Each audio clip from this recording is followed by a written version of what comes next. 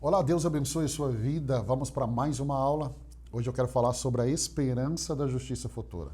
Deixa eu ler alguns textos com você. Primeiro dele, segunda carta de Pedro, segunda de Pedro, capítulo 3, verso 13. Todavia, de acordo com a sua promessa, esperamos novos céus e nova terra, onde habita a justiça. Eu quero ler também Apocalipse, capítulo 21, do verso 1 ao verso 4. Então, vi novos céus e nova terra, pois o primeiro céu e a primeira terra tinham passado, e o mar já não existia. Vi a cidade santa, a Nova Jerusalém, que descia do céu da parte de Deus, preparada como uma noiva adornada para o seu marido. Ouvi uma forte voz que vinha do trono e dizia: Agora, o tabernáculo de Deus está com os homens, com os quais ele viverá. Eles serão seu povo. O próprio Deus estará com eles e será o seu Deus. Ele enxugará de seus olhos toda lágrima. Não haverá mais morte, nem tristeza, nem choro, nem dor, pois a antiga ordem já passou. Nós temos uma promessa de novos céus e nova terra. E nesse novo céu e nessa nova terra é onde habita a justiça. Então entenda, a história não terminará em caos, a história não terminará em escuridão, a história não terminará em destruição. Mas a história terminará em uma justiça perfeita. Pedro, ele nos lembra que o destino final do povo de Deus não é apenas o céu, mas são novos céus e nova terra. Ou seja, um universo recriado, regenerado e redimido. É um mundo onde a justiça habita. Então, não será um lugar onde a justiça ela visita, não. Ou aparece ocasionalmente, não. Mas é onde a justiça reside, é onde a justiça governa, onde ela preenche tudo. Herman Bavinck diz assim: a nova criação é o cenário perfeito para a justiça perfeita de Deus. Tudo ali será como Deus sempre desejou. Então, essa fala de Bavinck é muito interessante. Por quê? Porque a justiça futura, ela não será parcial, mas ela será uma promessa que vai ser uma realidade, porque será o ambiente natural da eternidade. E isso não é uma promessa distante, você precisa entender isso. Quando a Bíblia fala do juízo final, o juízo final vai revelar a justiça plena de Deus. Então, a justiça futura, ela envolve o quê? Ela envolve também o juízo final. Pastor, eu queria entender mais sobre o juízo final. Segundo ano, nós teremos a matéria aqui de escatologia. Você vai entender sobre o estudo do fim dos tempos com mais detalhe. Mas a Bíblia fala do juízo final. E quando tudo o que está oculto será trazido à luz. As coisas estão escondidas hoje, porque no juízo final, tudo virá à luz. Então, todo mal será confrontado pelo Deus Santo. Apocalipse, ele descreve o momento em que Deus julgará toda a obra. Deus julgará toda a injustiça. Tudo que foi escondido na história, toda injustiça será tratada. Meus irmãos, essa é a esperança que todo cristão precisa carregar no coração. Nós vivemos em um tempo onde nós vivemos tantas injustiças, mas chegará o dia que isso será revelado. Aquilo que foi feito em oculto virá para a luz. E ninguém ficará sem resposta, ninguém. Nenhum sofrimento ficará sem reparação. Jonathan Edwards escreve assim: o juízo final é o palco em que a justiça de Deus será exibida em sua plenitude e em sua glória. Então entenda, no dia do juízo, o justo será vindicado. O mal será confrontado. A verdade será estabelecida para sempre, para sempre. Então, quando eu falo de justiça futura, isso significa que Deus não esquece. Deus não ignora e não adia eternamente. Deus cumpre, Deus cumpre, Deus cumpre. Então nós vivemos dias que parece que a justiça nunca vai chegar, meu irmão. Um dia todos, sem exceções, grandes, pequenos, rico, pobre, todos, judeus, gentios, todos, comparecerão diante do tribunal de Cristo. E aí nós precisamos entender que nesse momento o mal será definitivamente vencido. Na nova criação, o mal não existirá mais. Não haverá choro, não haverá lágrimas, não haverá dor. Então ali não haverá espaço, não haverá memória ou vestígio do mal. Apocalipse 21, verso 4, descreve um mundo sem morte, sem dor, sem lágrimas, sem injustiça. Porque o mal será removido, será julgado e será destruído. Então, a última palavra, escute isso, a última palavra não será do inferno. A última palavra não será do sofrimento. A última palavra não será da injustiça. A última palavra será de Cristo, será do justo. E isso precisa encher o coração do cristão de esperança. Talvez você está vivendo, já viveu uma injustiça, meu irmão, nós temos uma esperança. R.C. Sproul diz assim, a vitória de Cristo não é parcial. Ele destruirá não apenas o poder do mal, mas a própria presença do mal.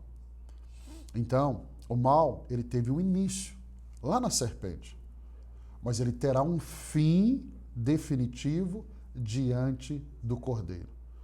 Então, a justiça eterna, ela é a herança dos santos. Quando eu falo de justiça futura, ela não é apenas um lugar, não é apenas uma promessa, mas ela é a herança daqueles que foram justificados pela fé. Entenda, é a herança minha e sua. Nós não fomos justificados, nós já falamos sobre isso nas aulas anteriores, essa é a realidade. Ela é a herança minha e sua. Então, a fé que nos justifica vai nos fazer viver. O justo, ele não vai herdar miséria. O justo não vai herdar condenação. Não, o justo, ele não vai herdar dor. O justo herdará a justiça eterna. Paulo vai dizer em Romanos, nenhuma condenação há para aqueles que estão em Cristo Jesus. Todos vão comparecer no juízo final. Todos vão comparecer diante do trono de Cristo. Todos serão julgados. Mas aqueles que foram justificados pela fé, não vai haver condenação. Por isso que a Bíblia diz, quem crê já foi salvo. Quem crê e foi batizado já foi salvo. Quem não crê já está condenado. Então, eu e você vamos comparecer diante do tribunal de Cristo. Pastor, eu tenho medo. Não, meu irmão, tem esperança. É ali que você vai receber o galardão. Você não vai ali para ser condenado, porque nenhuma condenação há para aqueles que estão em Cristo Jesus.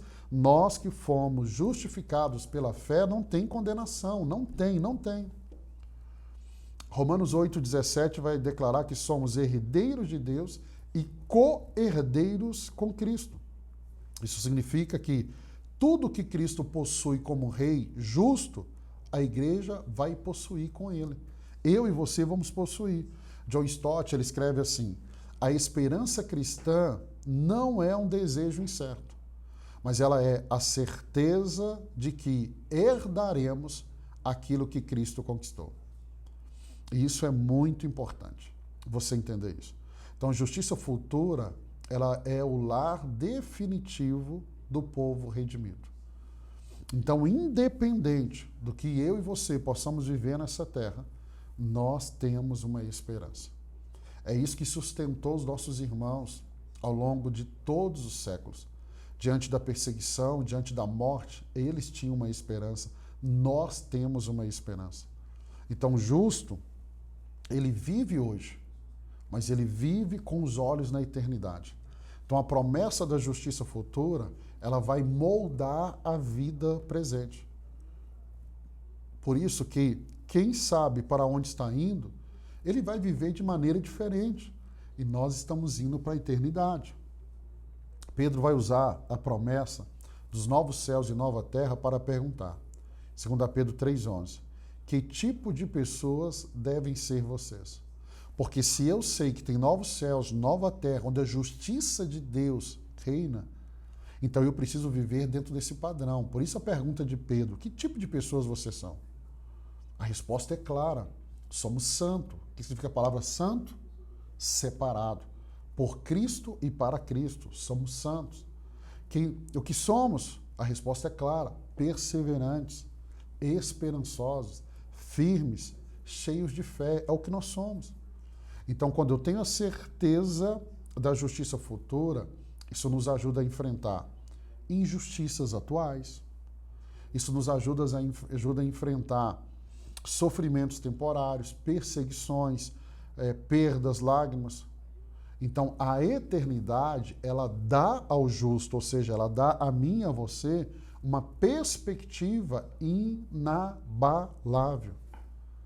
Então, ele não vive preso ao agora, ele vive ancorado naquilo que virá. Charles Spurgeon declara assim: a esperança da glória é o combustível da santidade presente. Então, a eternidade, ela molda nossas escolhas. A eternidade molda nossas escolhas hoje, no presente. Por isso que nós não podemos tirar os nossos olhos da eternidade. Porque ela vai moldar nossas escolhas, a nossa postura, vai moldar a nossa fé, o nosso caráter.